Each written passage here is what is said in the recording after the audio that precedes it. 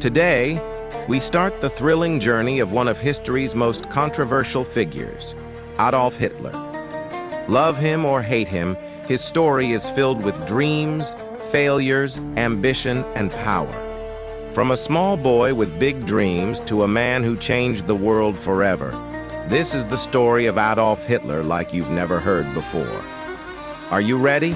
Grab your headphones, sit back, and let's dive into this incredible tale that will improve your English and keep you hooked till the end. It all started on April 20th, 1889, in a small town called Braunau am Inn in Austria.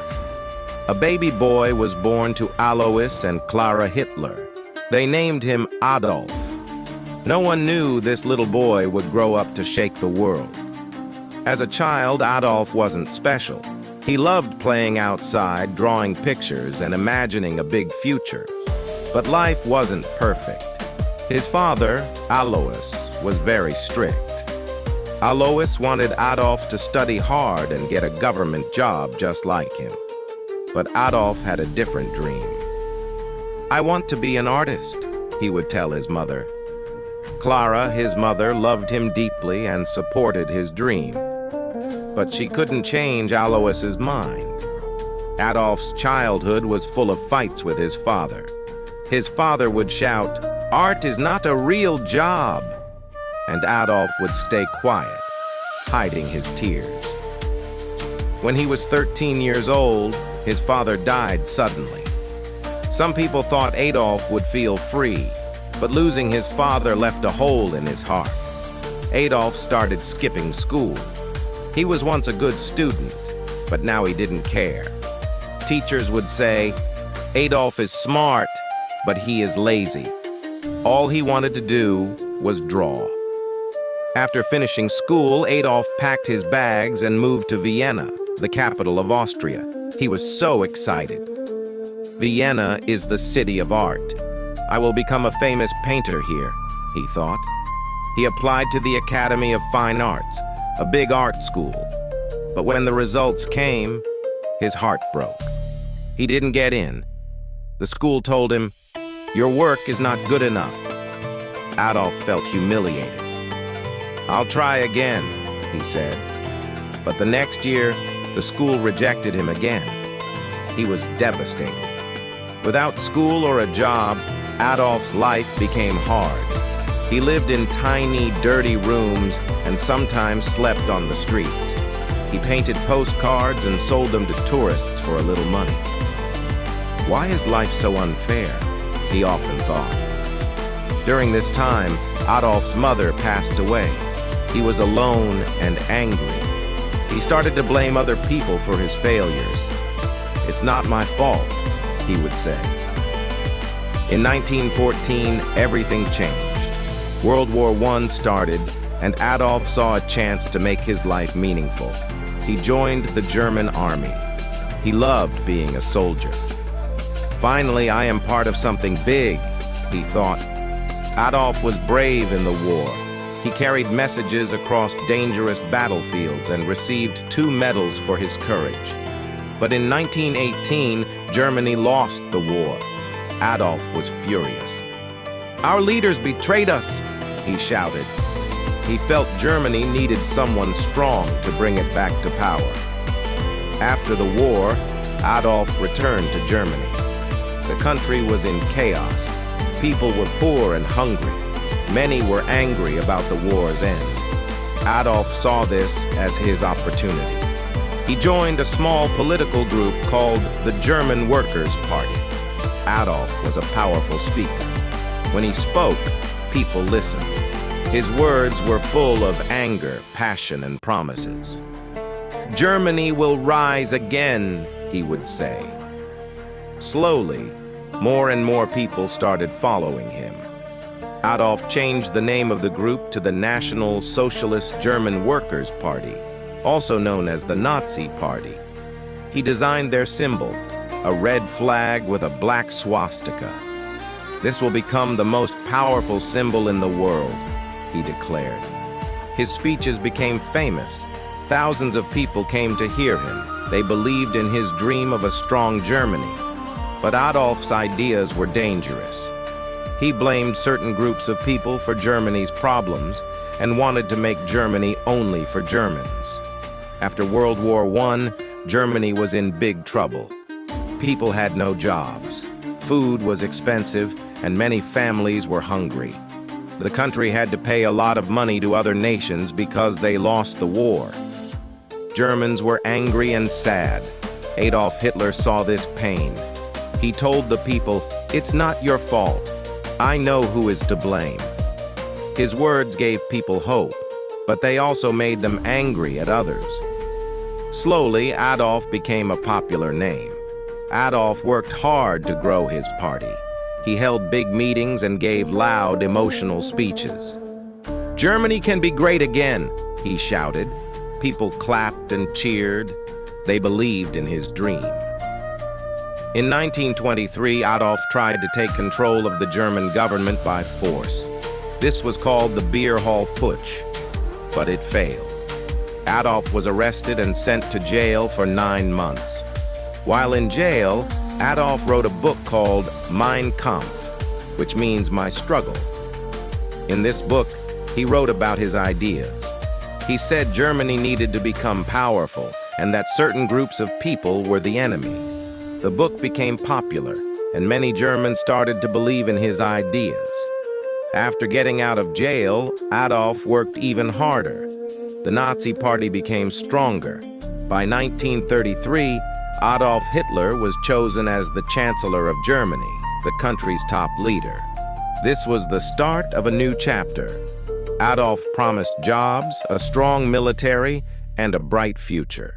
The people trusted him, but they didn't know what he was planning next. As Chancellor, Adolf made many changes. He built roads, factories, and schools.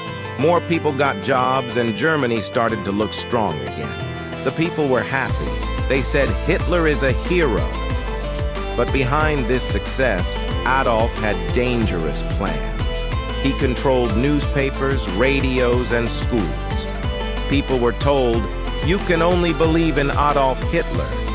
Those who didn't agree with him were punished or sent to prison. Adolf created a strong army called the SS and a group of young boys called the Hitler Youth. They trained to fight and spread Nazi ideas. Everywhere in Germany, people saw the swastika flag. It became the symbol of Adolf's power. Adolf's speeches became even more powerful. He would say, "Germany is the best. We will rule the world." Crowds cheered and shouted, "Heil Hitler!" In 1939, Adolf made his boldest move. He ordered his army to invade Poland. This act started World War II. Adolf's dream was to take over all of Europe and make Germany the most powerful country in the world. At first, Adolf's army won many battles. They were strong and well-trained. But as the war went on, things started to go wrong. Adolf had made too many enemies. While the war was happening, Adolf was doing something terrible. He wanted to remove all Jewish people and others he thought didn't belong in his vision of Germany. This was called the Holocaust, one of the darkest chapters in human history. Millions of innocent people were killed in camps. By 1944, Germany started losing the war. Adolf's enemies, like the United States, the Soviet Union, and Britain, were too strong. Bombs fell on German cities, and the people who once called Adolf a hero began to lose hope. Adolf became paranoid. He trusted no one and spent most of his time hiding in his bunker. By 1944, Adolf Hitler's dreams of ruling the world were falling apart. His army, which once seemed unstoppable, was now losing battles everywhere. The Soviet Union, one of his biggest enemies, pushed the German army back from the east. At the same time, American and British soldiers attacked from the west. German cities were bombed day and night. Families lost their homes, and the people began to turn against Adolf. Why did we follow him? Many asked. But Adolf didn't give up. He sat in his bunker, giving orders to his generals. "We will not surrender," he shouted. But deep inside, even Adolf knew the war was lost. In early 1945, Adolf stayed in a bunker deep underground in Berlin.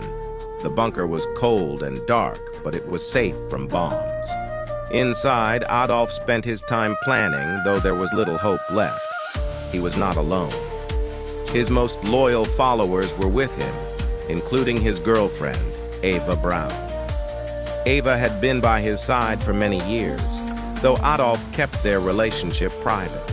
She loved him, even in his darkest days. Outside the bunker, the sound of gunfire grew louder every day. The Soviet army was getting closer to Berlin. "The end is near," whispered his advisors. Leaders from other countries begged Adolf to surrender. "Save the people of Germany," they said, but Adolf refused. He believed surrender was a sign of weakness. "If Germany loses, it is because the people were not strong enough," he said coldly. By April 1945, Berlin was surrounded. The Soviet army attacked the city from all sides. Buildings collapsed, fires burned, and people ran for their lives. On April 29, 1945, Adolf made a surprising decision. He married Eva Braun in the bunker. It was a simple ceremony with just a few people. "You've always been by my side, Eva," Adolf said. Eva smiled, even though she knew this was not a happy moment. After the wedding, Adolf and Eva spent hours together, talking about their lives and what they had done. They both knew the end was near. On April 30th, 1945, Adolf made his final decision. He called his closest followers into the bunker and told them, "I will not be captured alive." Adolf believed it was better to die than to let his enemies take him. He and Eva went to a small room. Moments later, they took their own lives. Adolf was 56 years old. When the Soviet soldiers reached the bunker, they found Adolf and Eva's bodies. The war in Europe ended shortly after. Germany surrendered on May 8, 1945. The people of Germany were left with nothing but ruins. Adolf's dream of making Germany powerful had instead brought destruction and sorrow. Millions of lives were lost because of his actions. After Adolf's death, the world worked to rebuild. Germany became a peaceful country. People remembered the horrors of the Holocaust and World War II to ensure such events never happen again. Today, Adolf Hitler's name is a reminder of the dangers of hatred, unchecked ambition, and misuse of power. Finally, his story teaches us, every decision we make shapes our future. Adolf's choices led to pain and loss, not just for him, but for millions of others. This reminds us that every action, no matter how small, matters.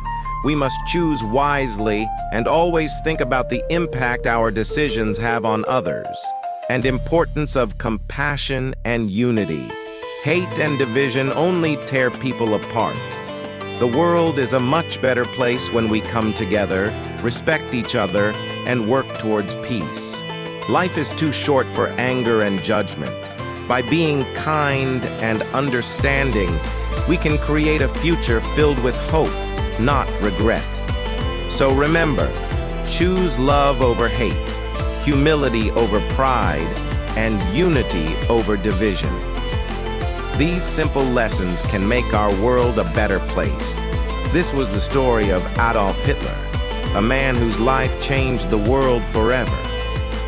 It's a story of dreams, power, and the mistakes that led to tragedy.